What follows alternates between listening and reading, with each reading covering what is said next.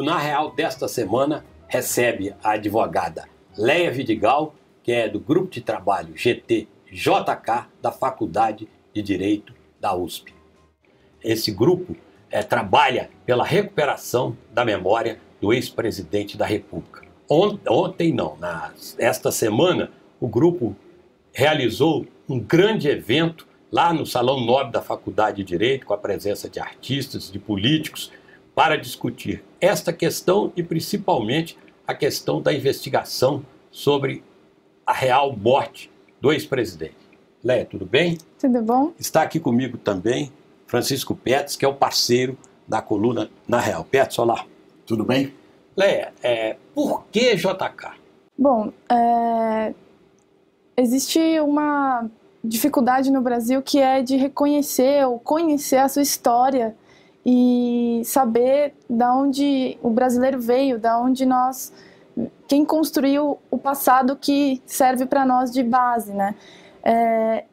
Na Faculdade de Direito, sou mestranda, tive essa preocupação em estudar em Direito Econômico quais foram as pessoas relevantes que construíram assim a economia e a política do nosso país. E não foi difícil e foi muito rápido encontrar em Juscelino Kubitschek uma pessoa, um presidente que fez muito pelo país, que foi relevante para a nossa história, para a construção do nosso Estado, para a construção da nossa economia, e hoje ainda nós temos pilares do Brasil que são ainda devidos a Juscelino. Além do fato de que recentemente voltou à tona a discussão sobre a morte, a real causa da morte, que até hoje permanece não esclarecida, permanece uma dúvida grande sobre isso, e para de fato conseguirmos saber quem somos, a gente precisa saber o que aconteceu no nosso passado. Então esses dois aspectos dizem sobre a importância de Juscelino Kubitschek para o Brasil, para nós, para o grupo de trabalho JK que está atuando lá na faculdade. Agora, já que vocês estudaram essa questão econômica dos presidentes, você acha que JK teve essa importância que hoje se dá a ele, na época não se dava, de ser, digamos, talvez o pai dos primeiros grandes processos de desenvolvimento brasileiro, o pai da moderna economia brasileira? Eu falo isso para pensar na comparação com Getúlio, que também, de uma forma ou de outra, está sendo muito debatida este ano, muito mais pela coincidência da data, né, da morte dele em 1954, do suicídio, 3 livros, pelo menos, um filme, né, e algumas pessoas apontam Getúlio como pai, porque foi no segundo Getúlio, né, o Getúlio da eleição direta em 50, até por causa da missão Brasil-Estados Unidos, da criação do BNDES. Você, olhando esses dois casos, você estudou essa economia moderna brasileira a partir do direito. Você acha que JK é realmente o destaque? Juscelino é o presidente que completou a industrialização brasileira. O Juscelino foi quem deu ao Brasil a modernidade da nossa economia. Getúlio é outro brasileiro que merece, tanto quanto Juscelino, o nosso reconhecimento, o conhecimento da sua história e das suas ações, do seu legado. E ele trouxe, de fato, a base, infraestrutura brasileira, a indústria de base brasileira que serviu para Juscelino continuar aí a industrialização e completar essa industrialização. Então, sem Getúlio, com certeza não existiria como foi Juscelino.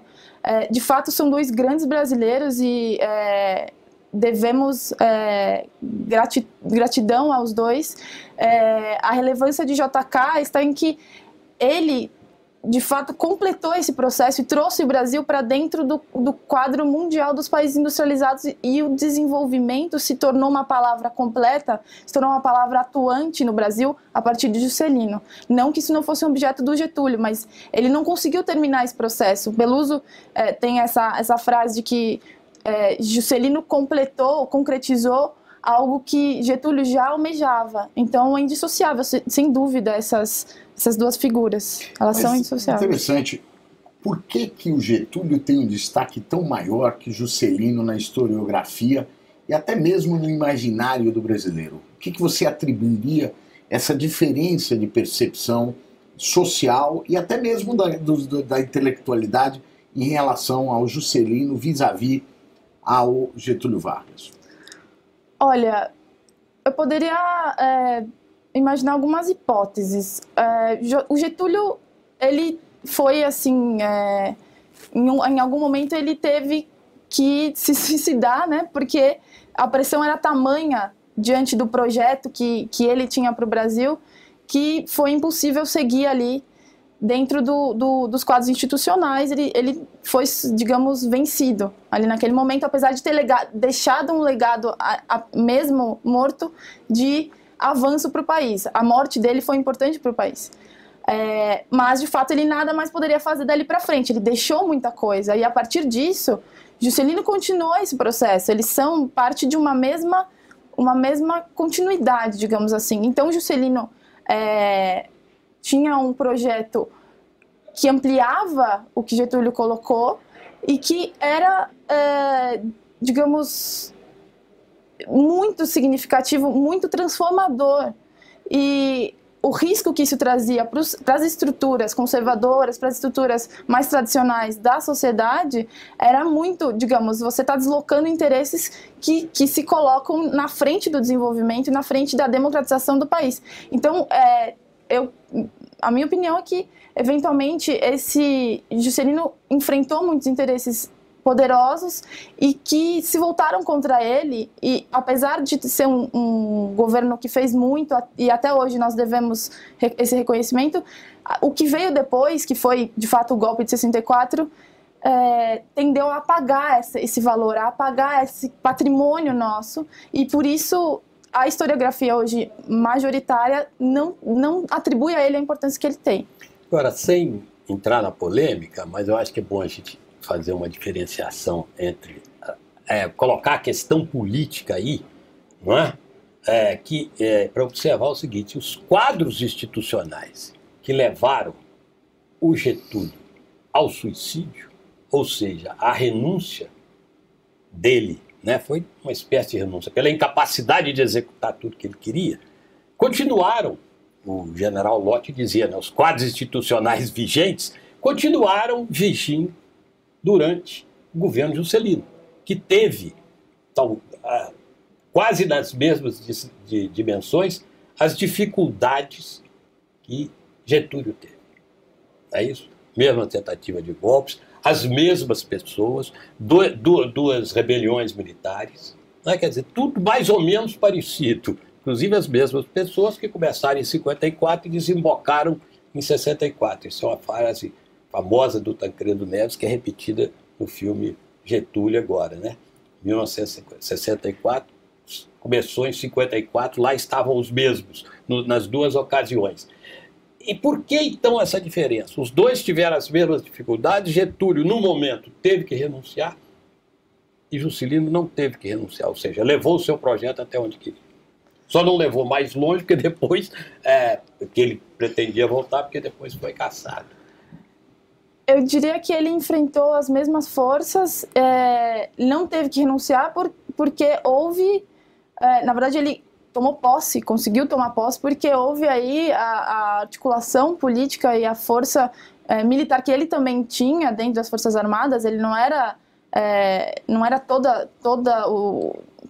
o poder militar que estava contra Juscelino. Então ele tinha uma articulação interna. O Marechal Lott foi o grande protetor aí da legalidade, mas de fato ele não deixou de enfrentar essas forças que se avolumaram, e conforme ele avançou e muito, essas forças foram se aglutinando contrariamente ao sentido que ele deu para o Brasil. Mas ele diria que ele conseguiu avançar por 5 anos, mas ele tinha um projeto muito mais amplo, e a JK-65 já estava na pauta do Brasil, ele já estava em campanha com um plano que era da agricultura, né?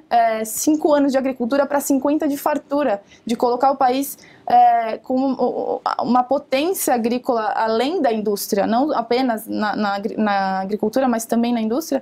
E esse projeto foi abortado em 64, então a gente teve 10 anos, digamos, de democracia e avanço no desenvolvimento do país, mas em 64 retomou-se aí esse bloqueio, né? E aí definitivamente, digamos, a gente pode dizer que até hoje a gente não tem a remoção desse bloqueio e inclusive a dificuldade de se esclarecer essa verdade sobre Juscelino Kubitschek, a morte dele e outros presidentes como João Goulart, e outros caçados e perseguidos no período militar, já diz muito sobre esse bloqueio que ainda hoje não está superado. Mas eu só, antes, desculpe, Beto, eu sei que você está doido para perguntar, mas eu quero colocar, sem fazer polêmica, observo Getúlio, mas no fim, teve uma derrota. O outro não teve, pelo menos no espaço que ele teve para trabalhar, ele não teve uma derrota, foi posterior. Você diria, e aí eu pergunto, a diferença é do estilo político, ou para ser um pouco polêmico, entre o estilo político gaúcho e o estilo político mineiro? Olha, eu penso que houve uma derrota, assim, do Juscelino e que houve uma derrota, assim, do Getúlio, do ponto de vista de que foram projetos que não puderam ser completados. Então, a gente está falando de dois brasileiros que sonharam muito grande e tiveram seus sonhos cortados. De outro lado, de fato, Juscelino tinha uma característica muito própria e de levar... Ele mudou a política no sentido de que ele tinha uma relação com a população muito íntima, muito, digamos, muito próxima mesmo, de ser simples ao mesmo tempo que saber dos grandes assuntos do Estado brasileiro. E apesar de Getúlio ter tido a preocupação popular, Juscelino foi mais longe nisso. Ele se misturava entre as pessoas simples, entre os trabalhadores. Costuma-se dizer que o Dr. Carlos Murilo, primo dele ainda hoje vivo, que deu um depoimento no nosso ato do dia 11 de agosto, que ele mudou a política porque antes os candidatos eles se faziam contato com os comitês, com os coronéis que iam lá levar o voto que a população teria que cumprir, né? Então, de cima para baixo, de maneira absolutamente autoritária.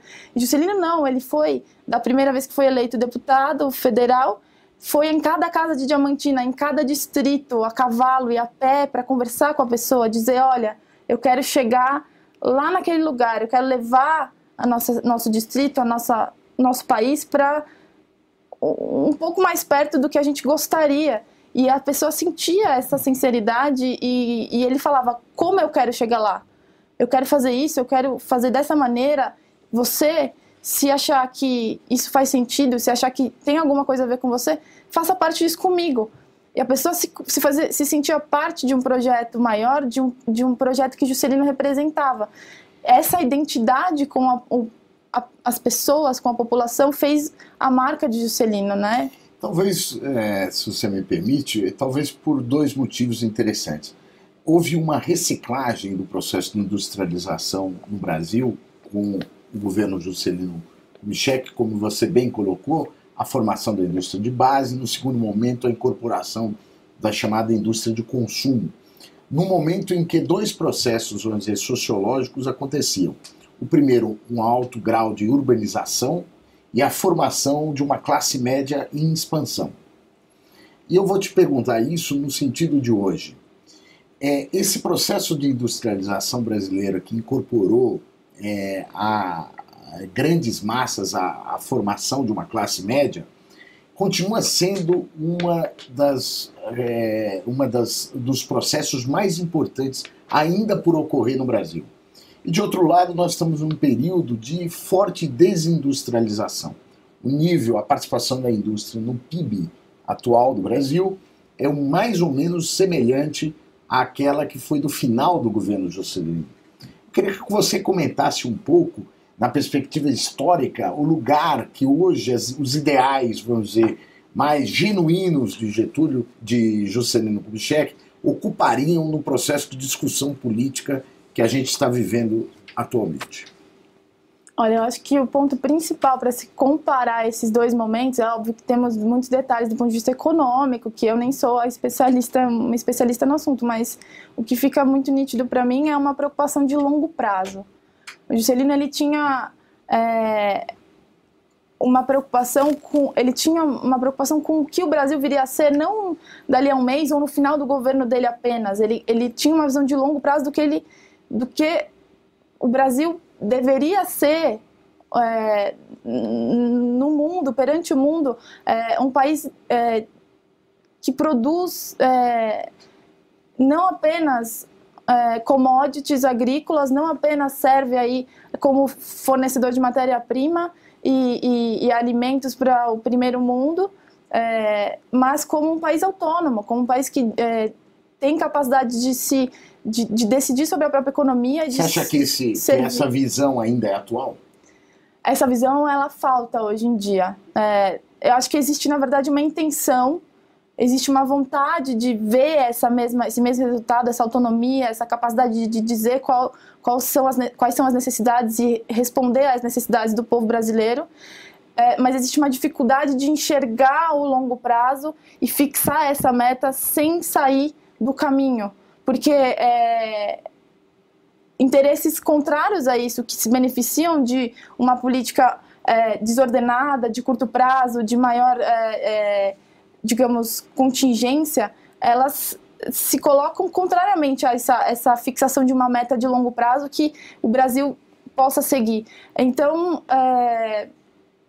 ao mesmo tempo que existe essa intenção, ainda o Brasil patina para se colocar diante de um projeto de longo prazo, de um projeto que, de fato, estruturalmente organize o país para si, não no sentido de isolar-se do mundo, mas no sentido de responder às suas próprias necessidades. Você não acha que isso tem um pouco a ver com o fato de que, sob Juscelino, houve um extraordinário desenvolvimento do setor privado que foi concomitante ao desenvolvimento de um Estado planejador que já vinha de Getúlio, mas que com Juscelino se consolidou com uma visão estratégica de planejamento do Estado, quer dizer, ele conseguiu conviver com esses dois lados, o desenvolvimento capitalista privado, de um lado, e de outro, um desenvolvimento de uma alta capacitação da burocracia do governo, no sentido de projetar o país? Com certeza. O Juscelino fez o plano de metas, que até hoje é um dos maiores modelos, né, de experiências de planejamento no Brasil. Celso Furtado tem um relato de que ele nunca tinha visto nada igual e até hoje também não foi repetido, comparável ao plano de metas, que era, na verdade, a organização da energia, das forças produtivas e intelectuais e privadas e públicas no sentido do desenvolvimento. Juscelino tinha uma preocupação enorme em não, digamos, asfixiar a iniciativa privada, o que não significa que o Estado não deva, e bastante, criar as estruturas que permitem desenvolver. As estatais, a CEMIG, no governo de Minas foi criado, mas tantas outras que ele ajudou a construir. O BNDES teve o seu, digamos, deslanche, né, no momento do período do governo de Juscelino, que foi um grande financiador e executor, coordenador do plano de metas. Os técnicos criados naquela instituição foram grandes pensadores, aí, Inácio Rangel, Lucas Lopes, o próprio Furtado. O próprio Campos, Roberto Campos. Então a gente tem aí quadros da economia política brasileira que vieram a atuar, não apenas a pensar. E essa é uma característica do Juscelino. A gente tem que agir conhecendo, fazendo um diagnóstico, projetando o longo prazo e a cada passo construir um tijolo, colocar mais um tijolo em busca daquilo, sem perder o foco. O plano de metas foi bastante sucesso. Você considera esse o grande, digamos, o grande legado de Juscelino? Nós estamos dentro de uma eleição presidencial extremamente debatida, num momento histórico difícil para o país economicamente. Quer dizer, além daquele legado do homem alegre, do homem cordial, homem que, para usar a expressão que todo mundo usa, mas não sabe como usar, né? Do homem que tirou o Brasil daquele complexo de vira-lata. Esse é o legado, Juscelino. Olhando para hoje, o que as pessoas, ou esses três candidatos que de uma forma ou de outra estão aí disputando o voto do brasileiro, têm de tirar da figura. Quer dizer, o Juscelino hoje.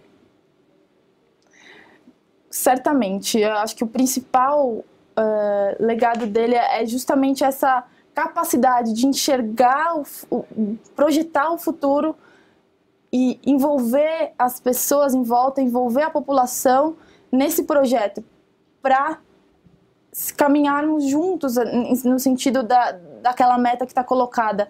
Isso envolve, não diria convencer, mas agregar a população nesse projeto. Então existe tanta necessidade de enxergar ao longo prazo, de criar um projeto nacional e a necessidade democrática essencial de envolver a população nisso, fazer as pessoas serem parte desse processo, tanto como, digamos, cidadãos que apresentam as suas necessidades, como cidadãos capazes de contribuir para esse processo, cada um na sua especialidade, cada um no seu papel na sociedade, para que de fazer parte, né, fazer parte desse projeto. Isso é democracia. Não digamos, um mero voto. Não a cada 4 anos falar, olha, não, então isso aqui é melhor, isso aqui é um pouco pior, então vamos desse jeito. Esse legado de Juscelino, tanto de projetar quanto de envolver as pessoas, elas se sentirem parte desse projeto, é o grande legado. Acho que... Agora, outra questão, outra questão sobre Juscelino, o presidente gestor, o presidente líder. Essa é uma questão um pouco polêmica ainda. O estudo do Celso Furtado, do Celso Laffer, sobre também o plano de metas, né? Que ele apresenta bem o modo que o Juscelino usou para fugir da burocracia. Ou seja, aquela burocracia estatal que era difícil e eu acho que sempre foi molenga, para usar uma expressão mineira, no Brasil, não é isso? Ele criou os grupos de trabalho que eram superiores, digamos assim, na hierarquia aos ministérios. Teve o GEIPOT, que criou a Política Nacional de Transportes, depois foi fechado, acho que por Collor, essas coisas burras que se fazem no Brasil, o grupo da indústria automobilística, que foi mais forte, e teve alguns outros. Agora, como homem de gestão, ele era menos executivo, mais líder, ou ele era também um bom executivo? O Juscelino era absolutamente realizador. Ele, além de um líder que agregava... Ele delegava? As pessoas, Delegava porque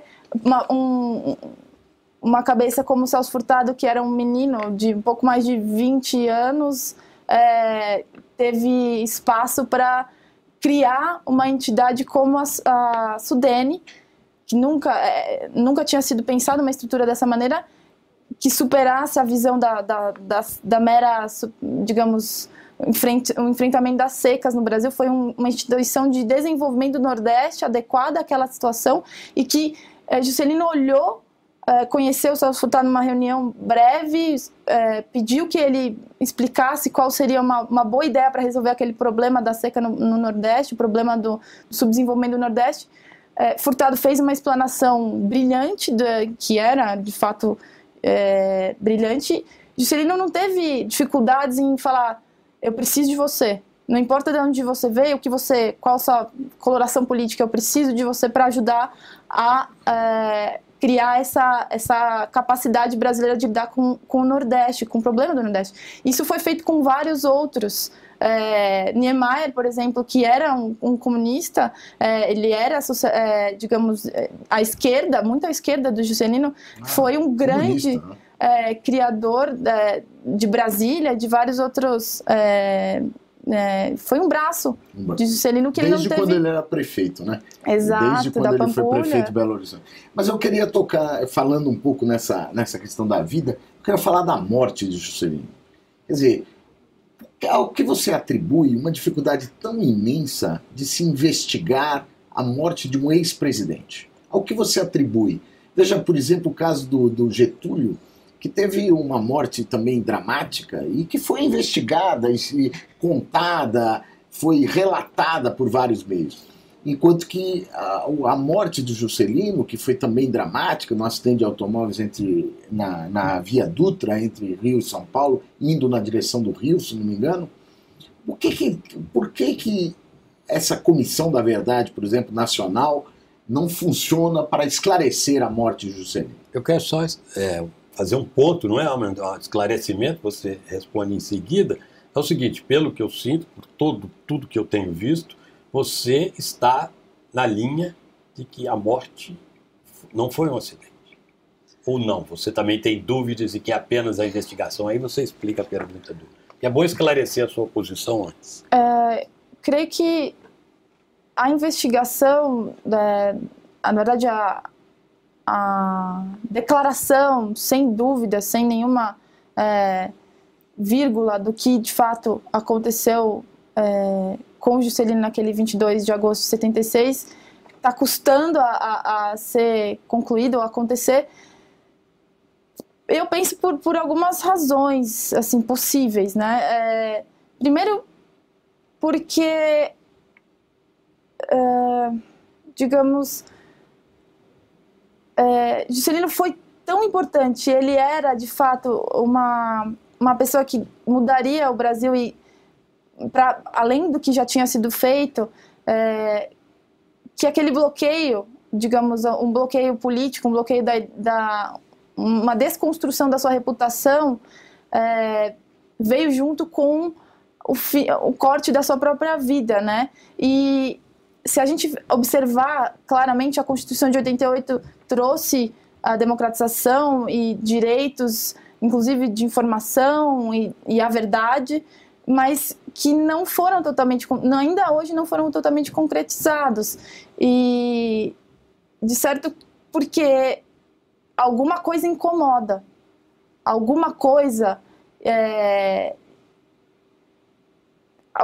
restringe essa verdade. Bem, o filho do Dalmo Dall'Ari, o Pedro Dall'Ari, é o presidente da Comissão da Verdade. Esse governo é um governo que não teve ligações com a ditadura. A pergunta é a seguinte: por que a verdade, mesmo que ela confirme, vamos dizer, por meio de novas provas, não velhas provas, mas novas provas, que nada houve, foi apenas um acidente, por que a verdade é tão dificultosa para aflorar? Porque os instrumentos, eles existem. Isso que é um pouco contraditório na morte de Juscelino. Obviamente, estou falando uma posição pessoal, mas eu perguntaria para você, essa questão continua vital do ponto de vista da historiografia brasileira e, no caso especificamente, do Juscelino. Então, justamente essa dificuldade em exercer a capacidade de investigar o passado, inclusive a consciência da importância de ir até o limite do possível dentro dessa investigação, ela está bloqueada, ela não está concretizada. A lei que cria a Comissão Nacional da Verdade tem um pequeno inciso que diz que qualquer cidadão brasileiro terá a prerrogativa de prestar ou solicitar informações da Comissão da Verdade, Nacional da Verdade, para fins de esclarecimento da verdade histórica do país. Isso é muito difícil, a Comissão Nacional não tem dado consequência prática a este inciso. Porque as razões disso eu gostaria de atribuir muito mais a um desconhecimento, eu diria, incapacidade de compreender a importância desse assunto. Mas a Comissão da Verdade Estadual e a Comissão da Verdade Municipal, uma dirigida pelo vereador Natalini, outra por um deputado estadual, elas já chegaram a conclusões em relação a esse tema, enquanto que, no âmbito do governo da presidente, a Comissão da Verdade parece que nesse tema parece um pouco bloqueada. Exato. E sem que haja muita clareza. Absolutamente, né? É muito estranho o posicionamento da Comissão Nacional de declarar inadvertidamente, sem receber as informações da Comissão Municipal da Verdade, que foi rejeitada nas suas conclusões, não só nas suas conclusões, mas na sua contribuição. Diversos depoimentos foram coletados aqui em São Paulo, diversas provas significativas foram levadas à Comissão Nacional, que não abriu nenhum espaço para incorporar esses elementos no seu relatório de pesquisa, e O posicionamento foi totalmente restritivo e fechado da Comissão Nacional do professor Pedro Dalari, no sentido de não reabriremos essa discussão. Há inclusive um abaixo-assinado promovido pelo grupo de vocês em relação a isso, né? Sim, existe na verdade, o grupo está catalisando uma iniciativa que é de muitas pessoas da sociedade brasileira, no sentido de pedir o reconhecimento pelo Estado, não só de que ele foi assassinado, mas de que ele foi humilhado pela ditadura militar, de que foi perseguido, de que teve não só o seu mandato cassado e não teve sequer um funeral de chefe de Estado. Os militares não se dignaram nem a atribuir a ele essa qualidade, né, de ex-presidente da República. Então esse abaixo-assinado ele circula no Brasil inteiro, já passam de 70 mil assinaturas, inclusive o endereço para ler o texto e assinar é www.verdadesobrejk.org. Todo brasileiro, na verdade, está convocado a conhecer esse texto e se concordar com esse conteúdo, fazer parte desse processo, porque é uma jornada pela real democratização do país, o real exercício da cidadania que o Estado brasileiro precisa permitir, né? A Comissão Nacional precisa abrir esse espaço às pessoas que estão dispostas a colaborar voluntariamente, a colaborar com a sua competência para chegar a essa verdade. O Grupo de Trabalho JK tem 25 voluntários, pesquisadores de pós-graduação e de graduação, que trabalham absolutamente sem pedir nada em troca, somente para colaborar para essa verdade do nosso país. Infelizmente, chegamos ao fim. Léa, muito obrigado. Betos, voltamos na próxima semana.